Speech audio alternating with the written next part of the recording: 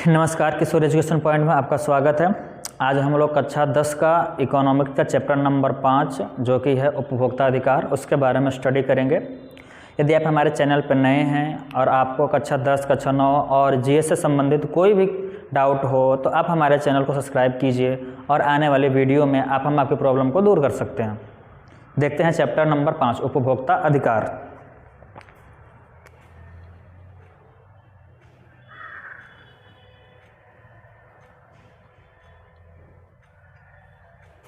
उपभोक्ता अधिकार, इंग्लिश में इसका नाम दिया जाएगा कंज्यूमर राइट्स। कंज्यूमर होते क्या हैं? तो अगर बात करें उपभोक्ता की तो उपभोक्ता उनको कहा जाता है जो किसी फाइनल गुड्स का इस्तेमाल करते हैं।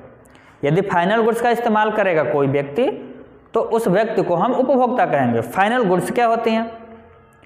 एक ऐसी वस्तु जिस पर कोई भी क्रिया न होने वाली हो, बनाने को लेकर के, उत्पादन को लेकर के अगर उसके ऊपर कोई भी क्रिया नहीं हो रही है, कोई क्रिया नहीं कर रहा है कोई व्यक्ति उसके ऊपर, तो उस वस्तु को बोलते हैं हम लोग अंतिम वस्तु या फिर अंतिम उत्पाद। और उन्हीं अंतिम उत्पादों को जो इस्तेमाल करते हैं उन्हीं को कहा जाता है उपभोक्ता। उपभोक्ता का मतलब क्या होगा?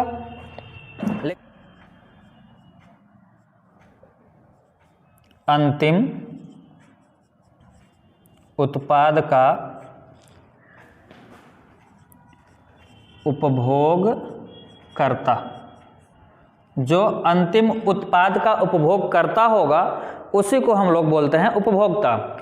और यह उपभोक्ता कुछ वस्तु को अगर खरीदा और खरीदने के बाद में घर पे गया और उसे लगा कि इस वस्तु में कोई प्रॉब्लम है या वो जो चाहता था वो चीज़ उसे नहीं मिल पाया, मार्केट में जिस व्यक्ति ने उसको बेचा उस व्यक्ति ने उसके साथ प्रॉब्लम करके रखी है, तो यहाँ पर बात आ जाती है कि उस उपभोक्ता के उस वस्तु को लेकर के जो अपेक्षाएँ थी वो ख़त्म हुई, तो उसका सुधार कैसे किया जाए, आखिर कौन से वो उपाय किए जाएँ जिससे कि उपभोक्ता को अब अच्छी अच्छी वस्तुएँ या फिर जो उनको चाहिए होता है वो मिल जाए। तो पहले हम देख लेते हैं कौन से कारण होते हैं, कौन सी ऐसी बातें होती हैं जिसके कारण उपभोक्ता को ये चीज़ें झेलनी पड़ती हैं। तो कुछ कारक देख लेते हैं जो बाजार में उपभोक्ता को प्रभावित करती हैं। उपभोक्ता के अधिकार की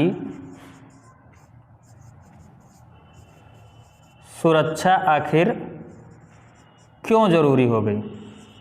आखिर क्यों जरूरी हो गई कि हम उसके अधिकार के बारे में सोचें, उसके अधिकार के बारे में जानें या फिर उसको अधिकार दिलाने की कोशिश करें? आखिर क्यों? 4-5 रीजन है छोटे छोटे। जैसे कि अगर कोई व्यक्ति मार्केट में सामान खरीदने जाता है तो जिस काम के लिए वस्तु का खरीदारी करने के लिए वो गया है या फिर जिस काम के लिए उस वस्तु की खरीदारी करने उसने शुरू की है, उस वस्तु का अगर मानदंड सही नहीं है, यानी कि कंपनी ने लुभावने विज्ञापन दिए थे हमें और उन विज्ञापन को देख करके वो खरीदने गया था वहाँ पे, तो जब वो खरीदने गया तो पता चला कि जो विज्ञापन मिला था उसके हिसाब से वो चीज़ नहीं है वहाँ पे। तो कंपनियां जब लुभावने विज्ञापन दे देती हैं, खराब चीज़ भी होती है तो भी उसका अच्छा विज्ञापन दे देती हैं, तो उसके लुभावित होकर व्यक्ति वहाँ पर पहुँच जाता है और सामान को खरीद भी लेता है, परचेस भी कर लेता है। और ये सब प्रॉब्लम अक्सर ऑनलाइन बिक्री में देखी जाती है। तो पहला तो यही हो गया कि कंपनियों के द्वारा लुभावने विज्ञापन व खराब सामान की उपलब्धता। अगर ये चीज़ हो रही है कि विज्ञापन ठीक ठाक दिया और सामान खराब उपलब्ध है, अगर सामान खराब उपलब्ध है तो वह व्यक्ति क्या करेगा, जा कर के किसी अदालत में जो कि शिकायत के लिए बनी होगी, कंज्यूमर फोरम एक प्रकार का अदालत है, वहाँ पे जा कर के ये बात कहेगा।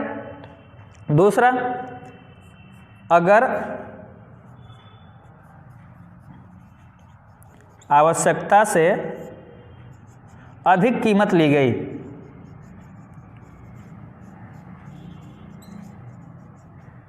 अगर उस व्यक्ति ने सामान खरीदा और वह जो दाम था वह सूची से बाहर था, ज़्यादा लिया गया उससे, तो ये प्रॉब्लम हो सकती है। आवश्यकता से अधिक कीमत लेने पर ये रीजन हुआ जिसके वजह से इसके अधिकार की सुरक्षा की बात की गई।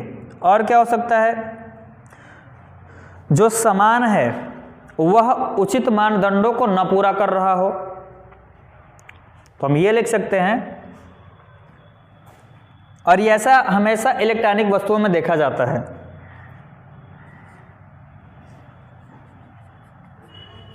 सामान उचित मापदंड के न होने पर, कोई व्यक्ति खरीदने गया टीवी, इतने का दिया गया और सामान उस क्वालिटी का ही नहीं है, उसकी वजह से व्यक्ति को प्रॉब्लम हो जाती है।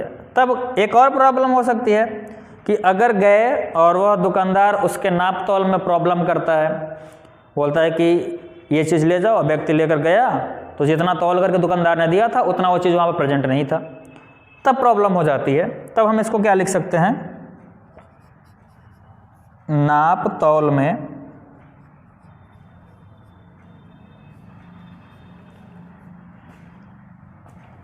में अगर दुकानदार ने कम दे दिया फिर ज़्यादा दे दिया तो ये प्रॉब्लम आती है। तो लिख सकते हैं नाप तौल में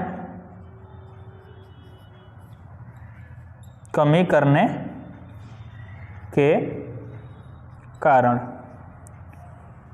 तो ये कारण थे जिसकी वजह से उपभोक्ता को प्रॉब्लम हो सकती थी।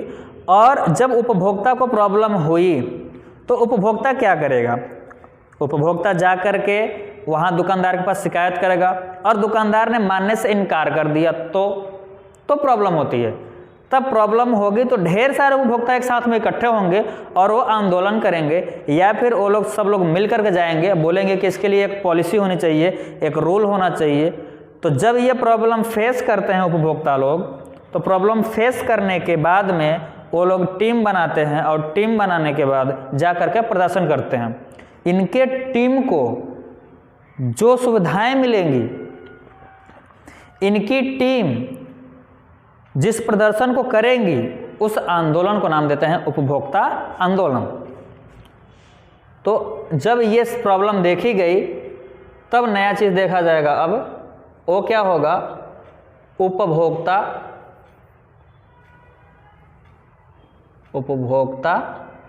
आंदोलन।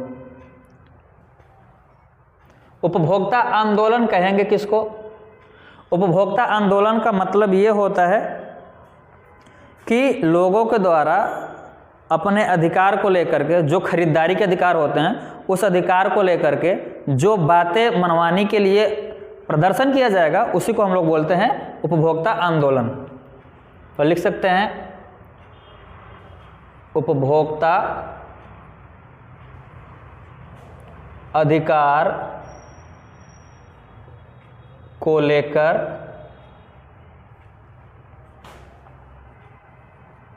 किया गया आंदोलन। अगर उपभोक्ता के अधिकार को लेकर के कोई आंदोलन किया जा रहा है तो उसी चीज़ को हम लोग बोलते हैं उपभोक्ता आंदोलन। ये उपभोक्ता आंदोलन किन वजहों से शुरुआत में आई? वैसे उपभोक्ता आंदोलन स्टार्ट हुआ था 1960 के दशक में।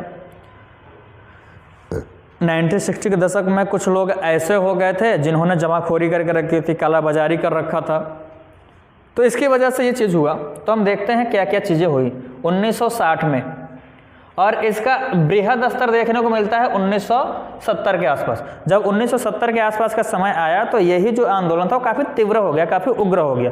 उग्र होने का रीज़न ये था कि जो बातें ये लोग मनवाना चाहते थे वे बातें मानी नहीं जा रही थी।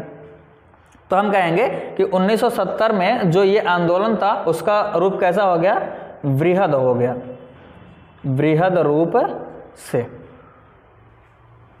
क्या क्या प्रॉब्लम थी जिसकी वजह से ये आंदोलन शुरू हुआ? आंदोलन शुरू होने का मतलब कि जाहिर सी बात है कहीं पे प्रॉब्लम हुई होगी उपभोक्ताओं को। तो सबसे बड़ी प्रॉब्लम थी आज़ादी के बाद में खाद्यान्न की जो कमी थी, वो सबसे बड़ा रीज़न था। तो लिख सकते हैं खाद्यान्न में कमी के कारण, दूसरा खाद्यान्न में तो कमी हुई ही हुई, लेकिन साथ में लोगों ने मिलावटें करनी शुरू कर दी, तो मिलावट सबसे बड़ा रीजन था।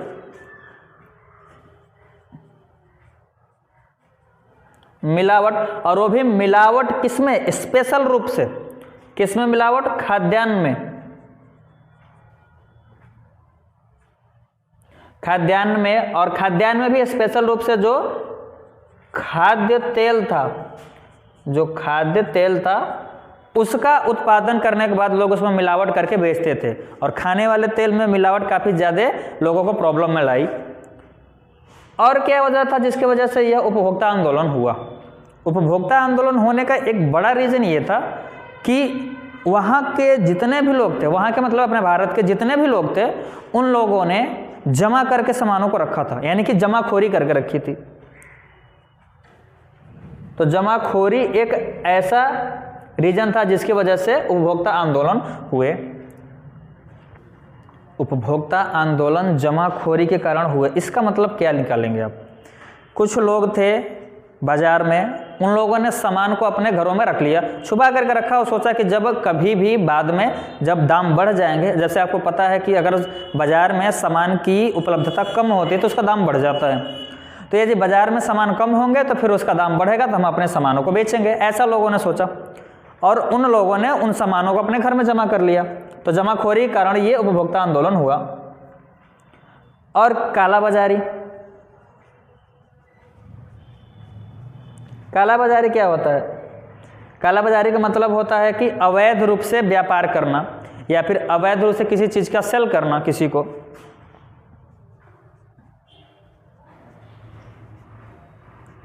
अवैध रूप का व्यापार, अवैध रूप का व्यापार क्या कहलाता है? कालाबाजारी कहलाता है। ये सारे रीजन थे जिसकी वजह से उपभोक्ता आंदोलन की नींव पड़ गई, और नींव धीरे धीरे तीव्र होती गई। जब 1970 का दशक आया तो उसके बाद इन लोगों ने और भी नई चीज़ें करनी शुरू कर दी। उन्होंने लेखन करना शुरू कर दिया, उन लोगों ने प्रदर्शन करना शुरू कर दिया। तो कुल मिलाकर बृहद रूप से 1970 में स्टार्ट हो गया, और सिर्फ इंडिया में ही नहीं, सिर्फ भारत में ही नहीं, भारत के बाहर भी, भारत के बाहर भी इस प्रकार की प्रॉब्लम थी। तो एक इंटरनेशनल तौर पे, ग्लोबल तौर पे एक ऐसी बात आई कि सभी उपभोक्ता इकट्ठे होने लगे। तो उपभोक्ता इंटरनेशनल की स्थापना होगी 1985 में। 1985 एक ऐसा समय आया इन सब के बाद कि उपभोक्ता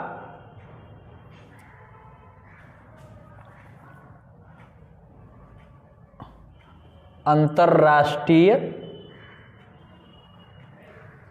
की स्थापना हो गई, और इसमें सबसे बड़ा भागीदार बना आपका यूएन, यूनाइटेड नेशन, संयुक्त राष्ट्र सबसे बड़ा अग्रणी था इसमें।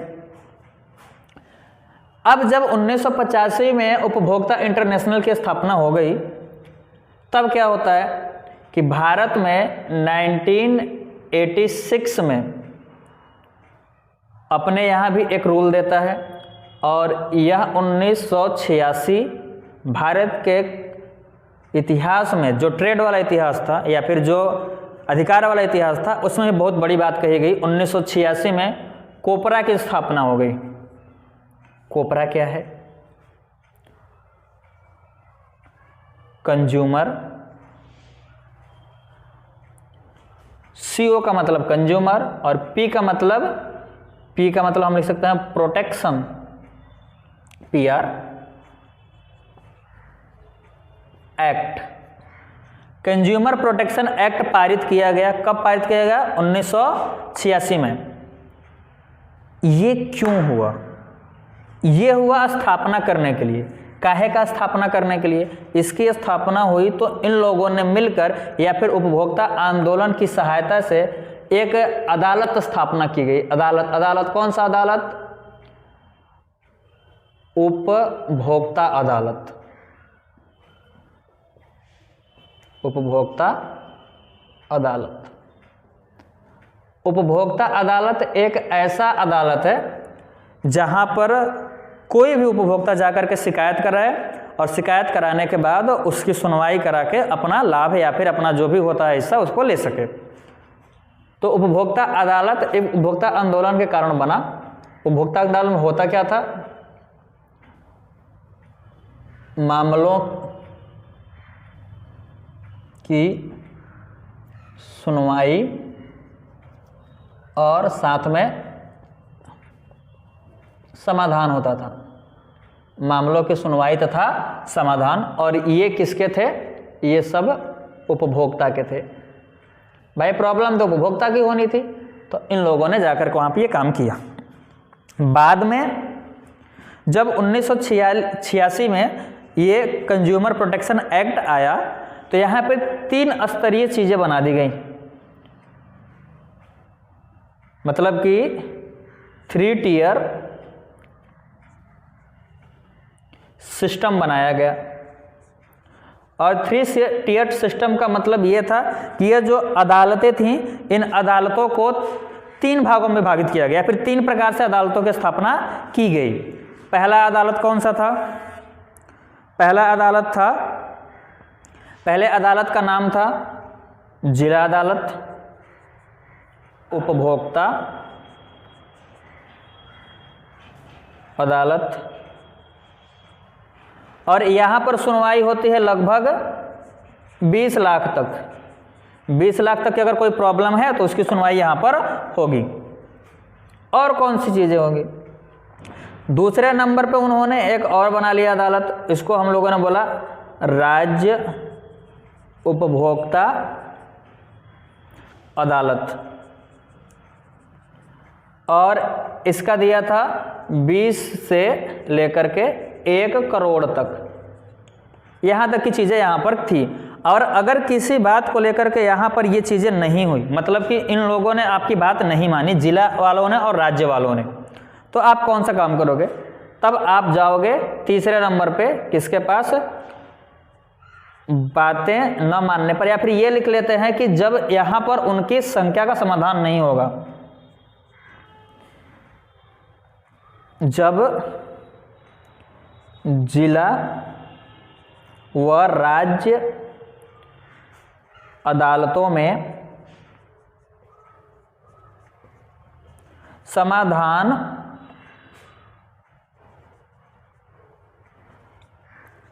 न होने पर व्यक्ति कहाँ चला जाएगा? जब जिला और राज्य में समाधान नहीं होगा पर उपभोक्ता, तब उपभोक्ता चला जाएगा आपका कहाँ पे? राष्ट्रीय स्तर पे। 3 स्तर बांटे गए। और इस प्रकार से हम ये देख रहे हैं कि कुछ लोगों ने मिलकर जब आंदोलन किया तो ये सारे रूल्स बन गए जो एक उपभोक्ता के लिए आवश्यक है। इससे आगे की बातें हम लोग अगले लेक्चर में देखेंगे।